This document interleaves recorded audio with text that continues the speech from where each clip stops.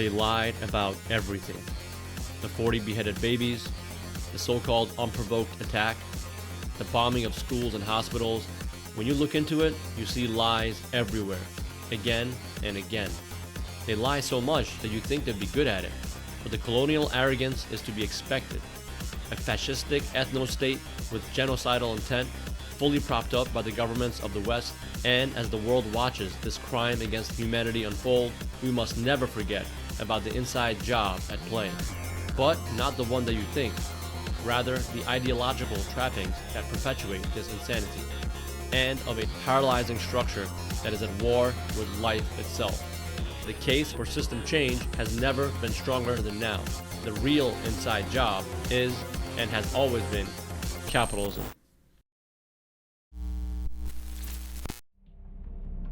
My question from the start was, something doesn't add up here.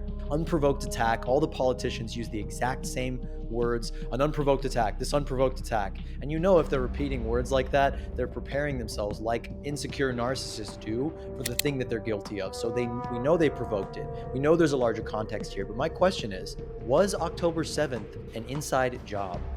For the most surveyed area on the planet, right, Gaza, it's interesting how just for hours on end, no response was taken. 6 hours. Yeah, 6 hours. One of the bombshells for me was an interview that came out, one of the elderly hostages. She was basically saying, first of all, that they treated her very kindly, they met all her needs. It really completely flips the narrative on its head that these were brutal, savage, inhuman monsters.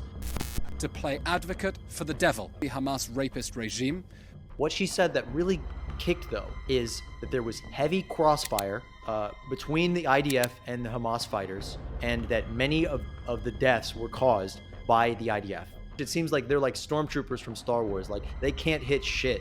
They can't hit anything but civilians. If they aren't aiming for civilians or trying to kill children, they're hitting them anyway because they don't care. כולם נהרגו. מהחילופי אש. מהחילופי אש, כלומר יכול להיות שגם זה מאש כוחותינו? חד משמעית. כן? אוי, זה נשמע כל כך רע. And so this literally blows holes in the entire story of the IDF. And it's clear, there's actually videos of IDF helicopters shooting at civilians. Israeli commander, he admitted that, like, yeah, we were just told to spray everywhere. When a crime is committed, the first question people should ask, and I learned that from John McMurtry himself, he was like, qui bono? Who benefits from the crime? The defense contractors, the military contractors, the oil companies. And so the same thing with Israel, October 7th, who is benefiting from it? Are the people of Palestine benefiting from it? Absolutely not. What is the rhetoric behind all these Israeli politicians saying that we're going to clear that place, we're going to make it unlivable, we're going to move them all out, go and put them in tents in the desert? Ultimately, what I think, one of the big things is that 22 trillion cubic meters of natural gas that was found off the coast of Gaza, that they're really trying to tap that. And what better excuse, right, than to try to fight terrorism and clear that area? A meeting that happened between Greece and Israel, where they were talking explicitly about natural gas, and they said, we'll get shit flowing within, quote, 3 to 6 months. This operation, this attack happened, and they seized on it as a perfect opportunity to blow this up in the media, to make it sound like, quote, the worst attack since the Holocaust, which is, Israel's continued narrative of forever recalling the abuses that were done, the horrors, the atrocities, the unspeakable acts that were done to the Jewish people, to justify them doing whatever they can to anybody else, to say, oh, they want to destroy Jews, they want to annihilate us. And it's this disgusting pattern that all narcissistic abusers, all empires do, is they project what they are guilty on of the people that they are oppressing. Basically, Israel has declared every single person in Gaza as a combatant, which is ironic because every single person in Israel has to serve in the army. So it really is projection. What the Nazis did to us, we're gonna do to the Palestinians, and then call ourselves the victims. And I'm sorry, under international law, on the United Nations themselves, an occupying force cannot label themselves as the victims. The occupied people have a legal right to defend themselves and oppose occupation. When you put people, 2 million people in a concentration camp and dehumanize them, take away their water, measure their caloric intake, and put them in, half the people in food insecurity and unemployment. 70% of the young men in Gaza are unemployed. When you put those conditions on them and put them in a concentration camp where they're surveyed and systematically slaughtered and murdered and dispossessed of their lives, do you expect them to not do anything about it? I mean, violence begets violence. So in my view, it was a slave revolt, and it draws a lot of comparisons to the Nat Turner rebellion, the slave rebellion in America, and they slaughtered a bunch of slave owners. They slaughtered a bunch of white people. Is it right? No. But again, given the circumstances, the brutalization of Africans, it's a causative reaction. It's a systemic consequence of what you've done to those people for generations. This was carried out by a group of young men who, again, is Finkelstein, the great Finkelstein. If one good thing has come out of this is that everybody knows who that guy is now, is he said that these are people without a past, without a present, and without a future. And they have been subjected to unfathomable depths of poverty, deprivation, suffering, and horror, structural violence that has been done to them. That this is the pattern that empire always uses to justify its attacks. It uses this weapon of debt, of economic warfare, to suck the life out of people and make it so that they have literally no option but to fight back. I mean, the secular movements, the leftist movements in Palestine were smashed systematically over the years. The two-state solution, which people in Palestine were fighting for, and cutting off food and water, cutting off gas to people, is murder. It is a social form of murder where, babies on incubators in hospitals where they cut the gas are dead people. Israel fosters a genocidal culture. It's a genocidal culture. And now am I labeling all Israelis as bad? No, a lot of people in Israel protest the government and they despise Netanyahu and they want to create a better reality for themselves. However, the foundational mechanisms of the state of Israel, in bed with the corporate entities and the fascistic right-wing government that's even more right-wing than Netanyahu, a lot of his members are more not right-wing than he is.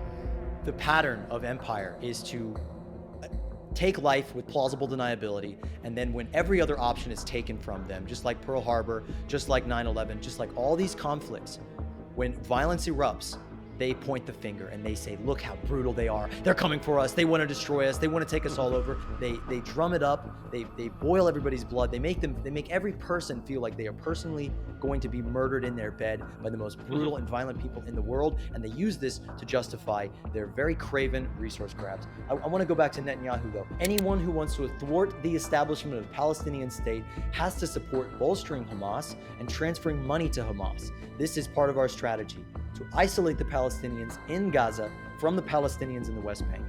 So, obviously Hamas was created by Israel initially anyway. They're funded and helped the political, their entire thing. We of course should condemn the organization of Hamas, the political corruption that is inevitable of this prison gang taking power over these people after every single peaceful alternative was stopped.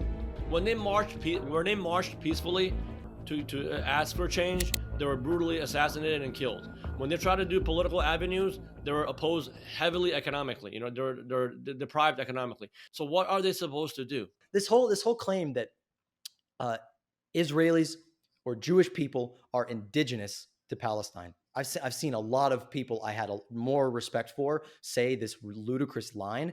And it's like me saying, okay, my broke-ass ancestors were kicked out of Scotland and Ireland and Germany and had to come to the United States with nothing, and were probably indentured servants. So that was only like 200 years ago. So I am, by their logic, I'm eligible to go back to Germany with a fucking army and demand my free healthcare, right? Yeah, that's the logic here. This entitlement. Look at Native America. Native Americans have a right to take up arms and kick every single person out of America and reclaim their land, right? I mean, because it just happened in such recent history. So this whole idea, if we're going to go by that Israeli logic, let's reshuffle the entire planet. Because, Native peoples from all origins, let's just reshuffle everything, let's create a massive fucking wave of influx of people going left and right. It's bizarro. It's completely illogical.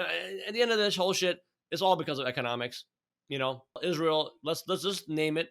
It's an extension of the U.S. empire. It's a satellite based in the Middle East to consolidate it for corporations. Not to mention, what happens when wars or invasions happen? Billionaires all get behind it, all support it.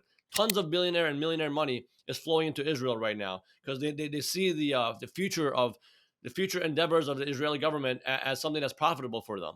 It's about time we stop, those of us who support, as most of us do, Israel in this body, for apologizing for our support for Israel.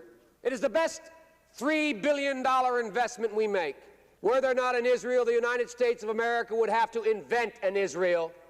Like just like that whole symbolic image of like soldiers putting up a McDonald's symbol on like a land they just conquered, because that literally represents what happens. It's all for profits. It's an economic reason for it. I just see Israel as this very uniquely capitalist invention that was created not out of the goodwill to protect the Jewish people from the real racism and the brutal bigotry that they've experienced for thousands of years, but people like Winston Churchill, who were flagrant anti-Semites, the British Empire, Theodore Herzl, this crazy playwright who came up with this whole idea of Zionism, that the Jewish intellectuals of the time were like, this is bad, this is dangerous, this is not what we want. We want to be integrated into society. We want to be members of society just like everybody else. We don't want our own ethno-state.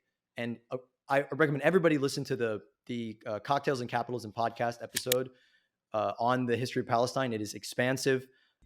Lee is an incredible speaker, with great close personal connection to this. She tells the whole story. But yeah, the British got behind this to send Jews that they didn't like out of their land to go and colonize a place that they wanted to take over, that they wanted a strategic foothold to have the ability to fight their enemies in the Middle East and secure those resources.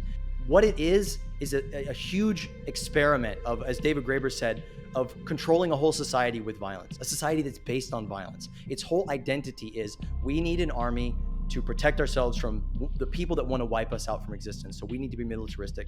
So all this Western money floods into Israel for experimentation and testing and development of high-tech weapons, surveillance technology. Gaza is a gigantic weapons testing facility for them to test unmanned weapons on human beings, on live targets. And the whole society of Israel is run through, everybody has to join the army. And so you have all these cat girls posing with like their helmet that costs $100,000 with the Terminator vision and the state-of-the-art weaponry. They're using it to test this weaponry that the United States is going to use. That's, literally they're going to be bombing other countries in the Middle East. It's a strategic nuclear staging ground, because this is what the genocidal culture that you're talking about is. It bottles this up in people with this massive cognitive dissonance that we can't talk about, that their whole world is predicated on this lie of stolen land, of projection, of entitlement, of this culture that's based on, we stole your land, and our entire identity is based on that. I don't think there's any answer to it. Really? There's only one way, I would carpet bomb them. You would carpet bomb them? It's the only way you could deal with it. Or try to stop them a different way. It never worked.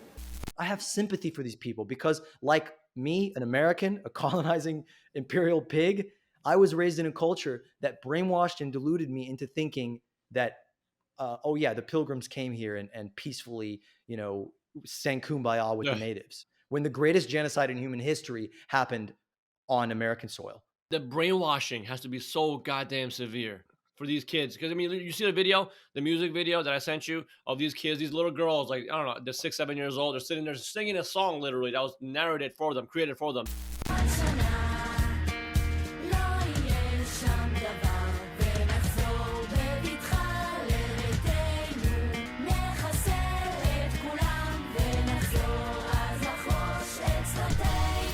So when you have kids sing this hateful rhetoric, this genocidal rhetoric, what do you expect them to turn out to be when they're older and when they're adults? They're incapable of using any humanity or logic or compassion for the oppressed. Arabs are not even seen as human. Israeli legislation says Arabs are below us. So what do you expect? We're all ultimately the victims of these lies, of these narratives and myths that justify the rampant resource extraction and theft and genocide. To talk about genocide, this is not the only genocide happening in the world right now. And to me, I see this as a beautiful veil being broken, one of the seals being broken of the crises and horrors in the world that humans have been cut off from. Because that's you. All of those people are you. The people in Israel are you. If you were born in their circumstances and raised in their culture and indoctrinated in their belief system, you would think the way that they do, you would act the way that they do. This language of condemnation, I think, is a language of judgment, of moral judgment, that robs us of our scientific ability or our humane ability to understand and empathize with people. If we were born in those conditions, we cannot say that we would act differently. And that's why it's so important, like as systems thinkers, step outside yourself, take a couple angles outside yourself to view the actual structural underpinning mechanisms of what's going on over here. Like you said, we have to have great compassion, and compassion comes from strength. The strength to see the hateful person who's like spouting hateful rhetoric against you, that they're a victim. They're a victim of cultural conditioning, they're a victim of brainwashing, and ultimately they're a victim of a socioeconomic pretext that says the other person standing across from you is different than you. They're separate from you. And that is the mentality we have to break culturally, globally, not just in this conflict, but across all conflicts. And so that's why it really, I just envision in my head, I'm like, maybe use Midjourney or ChatGPT to create a perfect vision of me. Imagine Palestine and Israel like being engulfed in sustainable agriculture, renewable energy, local communities cooperating, working together. If you create a different kind of economic pretext, one away from capitalism, that's more towards cooperation, sharing, and access society, you really think they'll be fighting with each other? It really is. The underpinning problem is the economic trends, fear of loss, greed, competition. Those are really the underlying currents that drive this crisis and all the crises that we see around the world today. I'm not saying to hold hands and sing kumbaya with each other. No, we have to be strong too. If we have to defend ourselves, we have to defend ourselves. However, use the rhetoric of change, of alternative thinking. That's the way we have to go about changing things. It's ironic that Israel declares that it has a right to defend itself, which legally it does not because it is an occupying force. It says it has a right to exist, but you know what it says? It is one of 2 countries on planet Earth that voted against a UN resolution that food is a human right. So it declares its own people do not have a right. The other country was America, right? The other country was America, right? Of course. That underpins the whole thing, and I think if we can't think outside of nation states as this antiquated concept that is as religious and zealous and silly, when we really look at the planet Earth and see there are no lines on the map, and that we have enough resources for everybody, that we can use our science, our technology, and all the energy that's going into blowing things up, into regreening the deserts, creating food abundance, using technology to save the world. Of all those people in the IDF had to go and study sustainability for a year instead of going to blow people up. Soldiers are killing machines. Put soldiers behind the task of problem solving. Turn soldiers into problem solvers. Every established system works in a similar manner. It takes the youngsters to say, what's the greatest country in the world? The youngsters say, I haven't the slightest idea. This country. This is the greatest country in the world. And God's on our side. Every country does that. And so you got a bunch of pinheads all over the world responding to these mechanisms of control. If you had a free society, you couldn't get people to go to war. If you had an intelligent type of upbringing amongst children, they would say there must be many other ways of solving problems other than killing people. So how can a person be scientific if they have allegiance to their country rather than to the earth and everyone on it and the intelligent use of resources? This would be a scientist to me. Yeah, the visionary solution is to totally change our paradigm, and is to pull ourselves out of this base reactivity and the silliness of one state, 2 state, red fish, blue fish, whatever. Like, we need to fundamentally think beyond these old paradigms, these old conflicts, these old ways of thinking. This is not a religious conflict. This is not about religious hate. This is about economic domination, but really the overarching religion of all of it is the nation state, is capitalism, is competition, is this totally unscientific, faith-based belief in a system that drives us apart, that's destroying the world, that's always going to produce these conflicts, and that ultimately a friend the other day asked me, why is this happening? Why is this happening?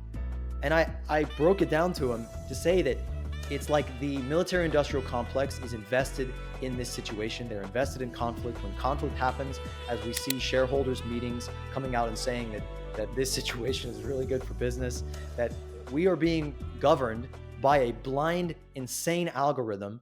When wars happen, any wars, the politicians in the United States are invested in those companies. They are creating money out of nothing, which is laundered through the private banking sector, which we then pay interest on, which drives infinite economic growth that's going to destroy us all. Ultimately, who's running the show? It's money. Money itself is running the show. None of us are really soundly making decisions. We are allowing this blind value program to take over our world and drive us against each other, our own brothers and sisters. Yes, absolutely. The system has a life of its own. The market has a will of its own. And I feel like it's not even humans anymore that's running this thing. The system itself has a system intention. So the real inside job is the job of changing our thoughts, changing how we think and see the world, seeing how we interpret this information and make sense of it. And realize that this isn't about Palestinians versus Arabs or Israelis. This is about us versus us. This is about us working together. Exactly. The real conspiracy is all the propaganda pushed forward by the capital system. People call themselves Jewish and Muslim. I'm sorry, that's not their main religion. The main religion of the world today is the fanatical religion of capitalism, neoliberalism. And until we can break from those chains, we're just running in circles. Yeah, we have to change the narrative of the human family entirely. Not of one group, the entire human family. This is about what we will tolerate. Frederick Douglass basically said the degree of intolerance and violence that we accept is exactly what they will get away with. And what we're seeing now of this territorial dispute, of this land grab, is exactly what we're going to see when climate change starts to rewrite the borders on the map and push people into more and more concentration camps. So this isn't about Palestine. This is about humanity. This is about all of us. This is about seeing all of these problems as global planetary problems, which we can solve. And that's a perfect point, man. We'll end on that. All right, guys. Thanks for watching. Peace out. Like and subscribe.